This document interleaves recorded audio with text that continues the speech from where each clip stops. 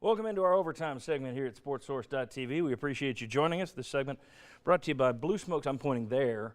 That would be at that monitor because I'm looking at that monitor. It's pointing to right there. So it's kind of a mirror type thing. I just realized how confusing that would be for you at home, though. Right over there. And so you're looking behind you in your room. It's cat. Blue Smoke Cigar and Smokin' Joe's. They bring you this segment every week. We appreciate them doing it. Blue Smoke Cigar. They're going to sign out there now that you can see it right on where they're located, just right by it's between South Peters Road and the Rafferty's, right out there in West Knoxville. Really nice place. If you've got a group of guys who want to get together, card night, go out, just hang out, watch some ball games. They got the leather chairs. They got dozens of TVs. Blue Smoke Cigar, great little club that you can join if you're a cigar aficionado. Also, Smokin' Joe's located out in Blount County down in Alcoa. Beautiful walk-in humidor, just one of the best in the state of Tennessee. So, Smokin' Joe's, Blue Smoke Cigar. All right. Welcome in Chuck Cavaleras, Mark Pankratz, Josh Ward. Guys, thanks for sticking around. Back to the athletic director search, and I want to start with Mark here. Josh and Chuck, you can just sit there and shut up. Here's what I want to do. You're a former hoops coach, okay? You've been in the UT athletic department. I want you to take the names out of it. I know you Fulmer, Blackburn, you know those guys. Let's drop we're not talking specifically.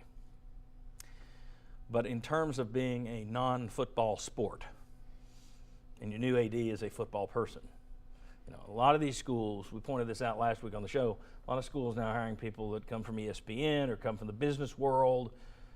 They don't come from Sport X or whatever. It's not like it used to be 20 years ago. What kind of concerns would you have, good or bad, about what kind of thoughts would you have, good or bad, as a basketball coach and you're bringing in a former football guy? Blackburn came up in football, Fulmer was a former football head coach.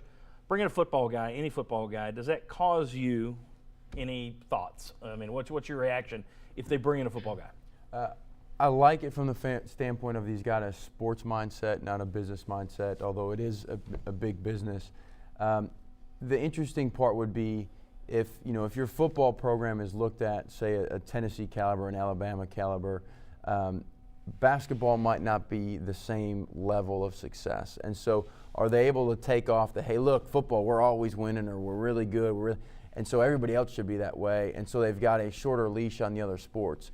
If they have the perspective of understanding how difficult it is to win in your sport, in your conference, that's a good thing. But if they don't, because they say, well, football is king and we've got to be as successful as football, and they hold you to that same standard regardless of what your sport is like, in basketball instance, Kentucky being the cream of the crop, then it's worrisome. But I like a sports-minded AD that has been a coach before, that understands the day in, day out of how difficult it is to recruit, coach 17 to 20-year-old kids, raise money and everything that comes with coaching. Deal with the NCAA. Yeah, I think that's a big plus. If you do get a Fulmer or Blackburn, they got an idea of what the NCAA stuff is, rather than somebody just hired from business. Yeah, and if it's a football school, which Tennessee is, NCAA is also, don't get in trouble with the NCAA, and it leaves you a longer leash of time, because football is cash cow. That's the one that's going to make the rest of the athletic department go. And so as long as basketball can stay competitive and not get in trouble, you're okay. You're okay for at least a little bit longer. Josh and Chuck, one thing, kind of playing off what Mark's talking about there, I could see it working for the other sports or against them, depending on, does the football coach take a liking to the football coach? I mean, does the football AD take a liking to the football coach under him? I understand football. I know what he's going through. I like him. But you basketball coaches or you baseball coaches, I don't really, that's not my thing. I'm taking care of my boy. I don't really get your thing. You should be winning more. Or you could flip it, and the football guy is like, that's not how I would do it. I would do this. I would do that. Kind of the Barry Alvarez thing. Alvarez has hired good coaches at Wisconsin. They leave. I know. Brett Bielema got the hell out of there. Gary Anderson stayed and left immediately. See you. Stayed a year and said, thanks, bye. So you wonder if they're sitting there saying their hands are all around the football coach, Well, then you're the basketball coach, like, he doesn't care about us. This is great. Nobody's minding the store. I could see it working both ways there. I like it because I've also seen how important basketball is and basketball games can be in recruiting for football. That you take the recruits to the games. I think basketball coaches and football coaches, I think they have a lot of kind of common threads. I think your problem could be the so-called minor sports, where I think the former football coach's athletic director can have candid conversations and say, look, here's the standard. I have been there, I have done it, and you can relate on that. But I can see where the problem would be with some of the minor sports and how much funding they get, if there's cutbacks and things like that.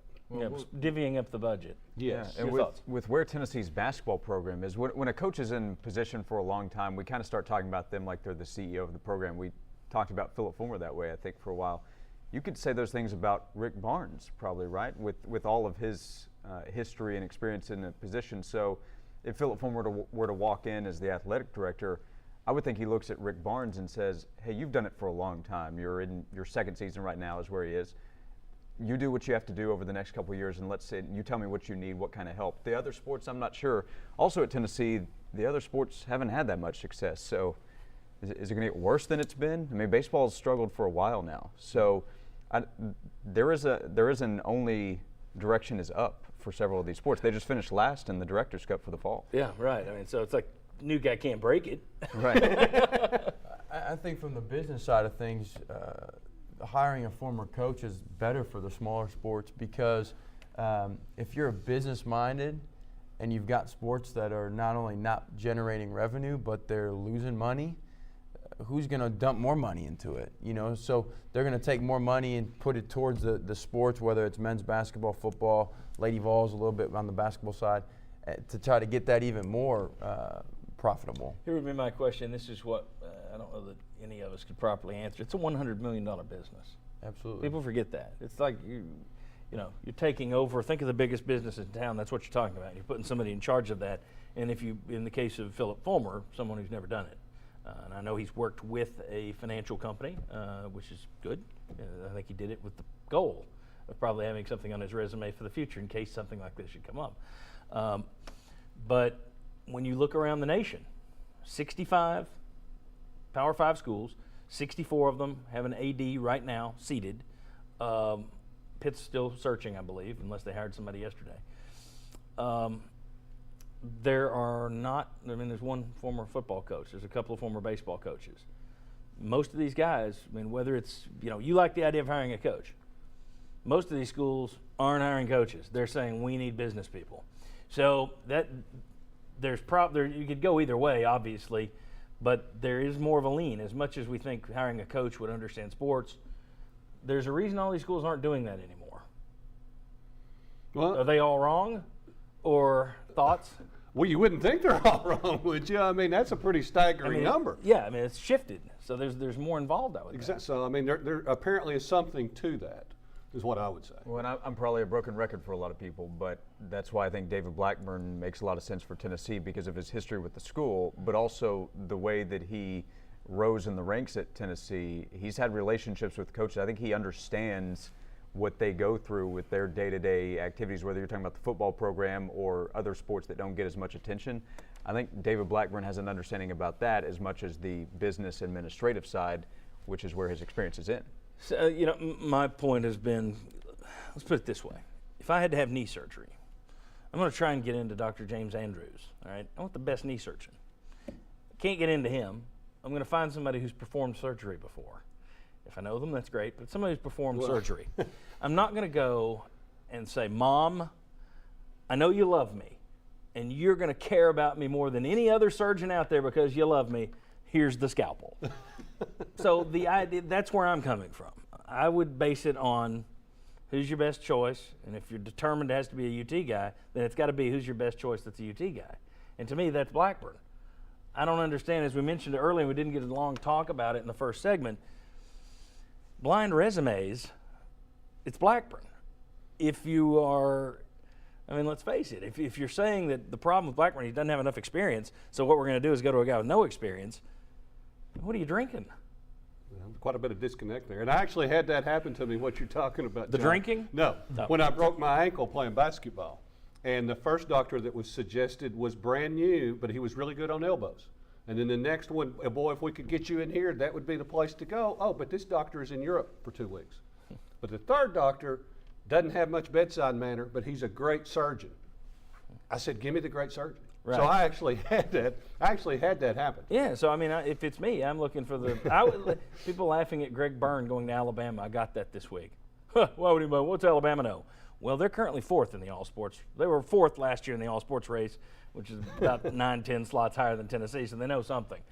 But if you're not going to do that, all right, if you're not going to go get Greg Byrne or somebody else, or even look at them, I'm not saying I've said all along I would look at Greg Byrne, but Blackburn would probably be my choice. But if you tell me it's Blackburn or somebody who's never done it as much as he loves the school, I'm going Blackburn. Well, it was confusing to me when Greg Byrne's name was just completely dismissed when it was brought up with Tennessee's search, because I've said I think David Blackburn would be a terrific choice since back in August when Dave Hart's retirement was announced. But the idea of dismissing the idea of Greg Byrne didn't make a whole lot of sense to me, at least the conversation. I think you need to at least talk to people, especially if you find out it's somebody that's coveted at Alabama. That's somebody I'm interested in at least having a conversation with. You would think.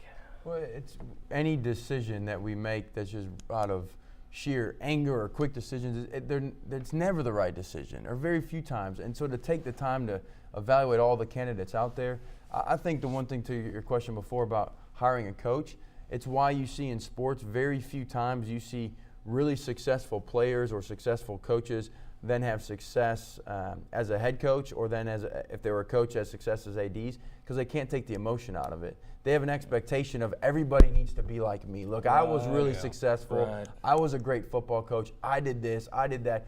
Why can't you? And so they make rash decisions that aren't in best. Whereas the business owner, when you're running a $100 million business, most times they've built their way up because they've hired the right people around them and let those people gravitate towards the mission of the company and be successful. They're not doing emotional decisions. And I think I'm not a fan of hiring a former head coach. I don't think that's what's best. I like the fact of somebody that's been there, done that, even if it's a shorter period of time, like a David Blackburn. Right. And I also think, and there's this, well, you put Fulmer in there and then you hire a bunch of guys around him. Well, all I hear is Tennessee spends too much money. So hire a new team just because your AD isn't backed up enough? I don't get that either. I mean, and then the other thing with the Fulmer thing that we talked about in between segments that I'm really surprised by. For years in this fan base, you had a serious split between the Majors camp and the Fulmer camp. And never the two shall meet. And then it finally was put to bed. Philip Fulmer can go to UT games and be seen on the Jumbotron. Johnny Majors can go to UT games and be seen on the Jumbotron. I just hate to see, because it already happened on Twitter. As soon as Fulmer's name came out came, well, look what he did to Johnny. It's like, God almighty, are we really going to go there? Although you do have to wonder, it looks like he's doing it to David Blackburn. But And it's like you said, Joe, why do you want to? I don't get it. I who don't is the get it. best person for the job versus the best former UT person? It's a $100 million business, and the job pays $800,000 with bonuses and perks. That's not chump change. But, Yeah. but your whole, the problem with it is the whole committee of 6 people are fully vested Tennessee people that are going to have emotional ties to the decision that's made. You asked earlier in the earlier segments, would you have anybody else on the committee? The whole fans don't want to hear it. I would have people that don't have Tennessee ties there's your within search the firm. decision. But And as people you hate said, that. they're more behind the scenes, the legal stuff. Who's not doing illegal things? But I would have people more in there on the interviews, asking questions that don't just reflect are they orange-blooded or not. And see, but the problem is, that's what people want, though. The people, the fans, the majority of fans, could give a flying blank about And that- logic. Yeah. It's more emotion. Give us a UT guy. Anything for a UT guy. Somebody just said, Philip Fulmer do a great job. He loves the university. I got that on Twitter. Okay, these same people, if they remember, he'll work harder because he loves it. These same people lost their ever-loving minds when during a football season, on an open date, what did he do? Went fishing out in Wyoming or Montana, and they all said he doesn't care about UT anymore, he's lazy. Now it's, he'd work so much harder. Here's the thing in terms of you work harder for the school you love. You talk to people at UT, I've talked to, they've told me nobody's ever worked harder than Butch Jones. Now you can say you don't like what he's done, you don't like The guy has no hobbies. There's no outside. It's football. That's it. It's 24 hours a day with him. And I've had so many people that said that nobody works harder than this guy. Well, he didn't go to UT, and a lot of people don't like him. So the idea that, well, we got to get somebody who'll work harder. Well, I don't buy all that. I don't buy that at all. I work hard for whoever gives me a check. And that's the way I work hard. I think most people are like that. But let me ask you this. Eric Berry's from Atlanta. He worked pretty hard when he showed up at UT. Yeah, I mean, as Bob Hodge pointed out last week, your stadium's named for a Texan, and your favorite all-time players from Louisiana. You know, and T. Martin was from Alabama. I mean, we could go on down the list. That whole Bobby Scott, who I love. Bobby is the first one to always make the point that those guys guys from Tennessee care more. He's from Ringgold, Georgia. Rossville, Sorry, Georgia. not Ringgold, Rossville, Rossville. Which is right across the state line. But from still, Chattanooga. technically, if we're going to talk about the state lines making a difference, gig him on that. What were you going to say? But that's where in these interviews the questions have to be. You've got to have people that are not emotionally invested that are making the decisions, and it's really hard. But that's where your chancellor or the person that's running the show, they've got to just say, hey, look, we're going to hire the best person that we feel can do the job. I agree. Period. I agree. But Ain't happening. unfortunately, this day and age with the Twitter and the social media and the insecurity of job, people are scared to make that decision. But I think that's where the most successful programs happen, are the ones that are willing to make tough decisions. Let me give you guys a tough decision right here. You're Beverly Davenport. You're starting the job, all right? We don't know how much power she's going to get in all this. If UT's smart, they'll give her some. She's the chancellor. I mean, you don't hire some, and I've had some people, no, you don't have to wait on the chancellor. You know, and you're sitting there thinking, okay, you didn't go to UT. You can read, I mean, you see that. Nope, you never went to UT. You're a sidewalk alum. Nope. People that don't care about the school never went there. Sorry, somebody be offended by that. It's true. If you're a school and you're hiring someone to be the boss, you're not going to hand them an employee. Deal with it. Oh, and we hired him, so you can't have any say in what you tell him to do. You know, anything you don't like, anything he doesn't like that you do, he's going to come to us. Can't do that. But It's a big employee position as well. Well, that's the other thing. Everybody said, well, this is the most important thing. She's got what, an 8-person cabinet, 3 positions to fill. It's one of 3. And everybody, well, I don't care about the other 2. All right, here's my question, though. You're Beverly Davenport, all right? You know you can be a hero. People will love you. All you have to do, give it to Fulmer, give it to Blackburn, give it to somebody with a UT tie. Or you could sit there and know this is one of the biggest decisions I'm going to make. If he flubs this, they're going to hate me and blame me the way they're going to turn on him immediately, and they're going to turn on me and say I hired the wrong person. So what do? Do you make the right business decision that could impact your future? And the right business decision, once she researches it, may be Fulmer or Blackburn anyway. For her, that would be my wish for her, is that those are the 2 best for her.